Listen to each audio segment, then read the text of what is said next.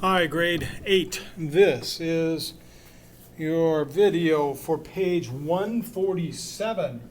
Yeehaw! We're already into chapter 4. So I'm going to take a look at each section individually, and I'm going to show you some examples of how you can work out problems, and then I'm going to let you go at it yourself. How about 1 through 8? You've got a number of distributed property issues there that they want you to think about solving. So let's try something right here. What if I had 10 times the quantity of 4x minus 2? How would you simplify that? 10 times the, say that with me, 10 times the quantity of 4x minus 2. Come on, everybody do it in Parker voice. 10 times the quantity of 4x minus 2.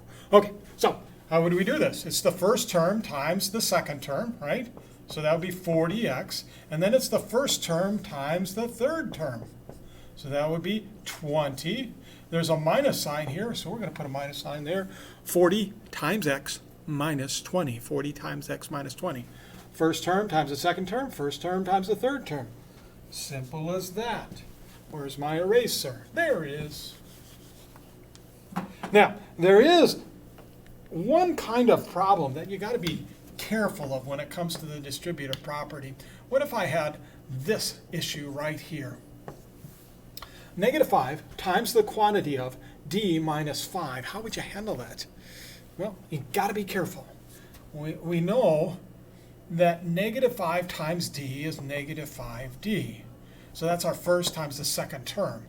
What do we do with first times the third term? Negative 5 times what? Well, there's a minus sign here. And this 5, though, that's a positive 5. So it's a negative 5 times a positive 5. That would give you a negative 25. Now, look at what you got here.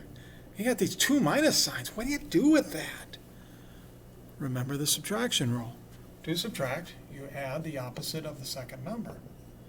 This is really this. Subtracting a negative is really adding a positive. That's the answer right there. Okay, let's really blow your mind a little bit. Let's make it d minus a negative 5. D minus a negative 5. How do we do that? First term times the second term, still negative 5 times d. We still have that subtraction problem there. What's a negative 5 times a negative 5? Negative 5 times a negative 5 is a positive 25.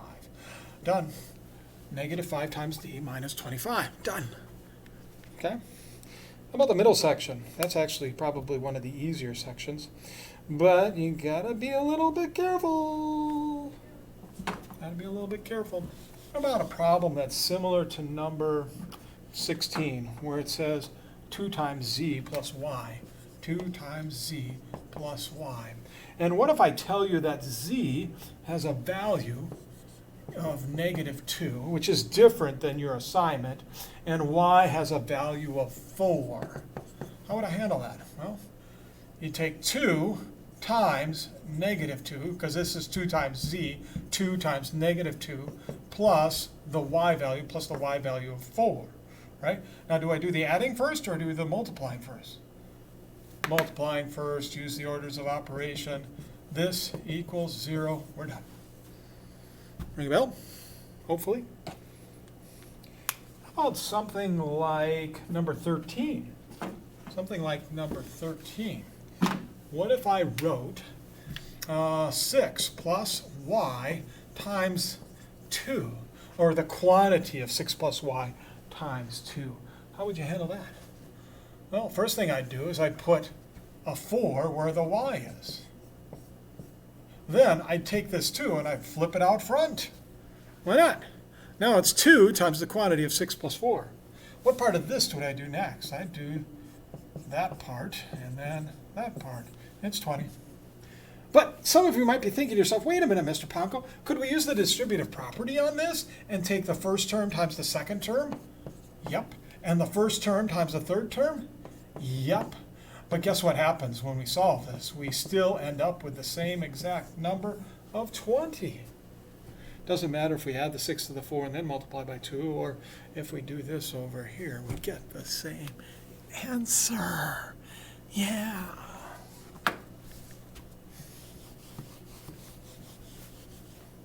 How about the bottom section? Uh-oh. Multiplying decimal numbers. Let's start with something reasonably hard. What if I had 4.25 and I wanted to multiply it by 6.2? How would I do that? Well, technically at first I'm going to ignore these decimal points and just do the regular multiplying. 2 times 5 is 10. Carry your 1. 2 times 2 is 4 plus 1 is 5. 2 times 4 is 8. Second row, automatic 0.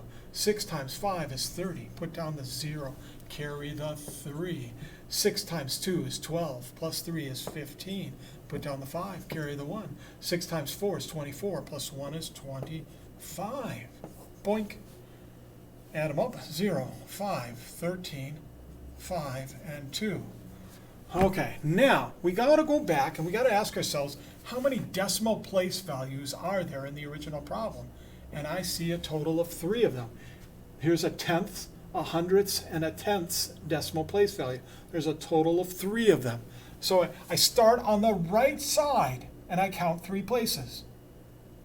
1, 2, 3. There's my answer. Now this makes sense if you think about it. What would 4 times 6 be? 4 times 6 would be 24. That's awfully close to 25, isn't it?